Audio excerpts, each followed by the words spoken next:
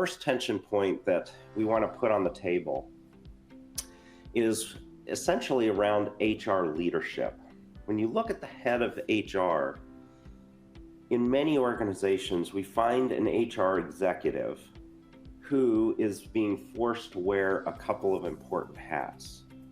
The first hat is that they are often the advisor, the senior most human capital, human resource, people advisor to the executives of the organization.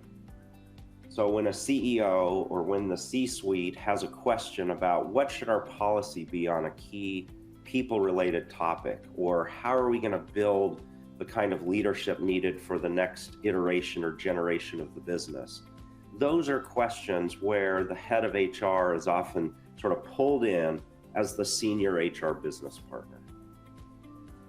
If that were all they did, I would bet many of our HR executives could be highly effective and efficient. The reality is they wear at least another significant hat, which is they are a function leader. In many large Fortune 100 companies, HR, even though we all may bemoan the fact that we don't have enough resources, are often several hundred people organizations that are all deployed globally trying to support the HR function. So as you can imagine, as an HR executive, you get up on Monday morning and you say, okay, I'm going to go make a difference this week. And you have a whole litany of meetings to go do, some of which are about the future and where you're taking the business. And you're partnering with with business executives to help think about the implications, talk through ways you want to approach it, maybe even come up with differentiated strategies.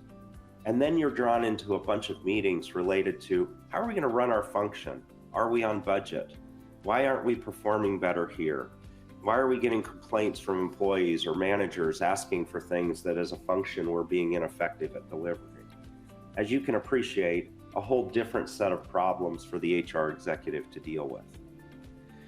Now, we're not here to say there's an easy answer for this problem, but as we've sat back and talked to some colleagues, we are seeing a greater willingness in some ways to divide the responsibilities of the HR executive.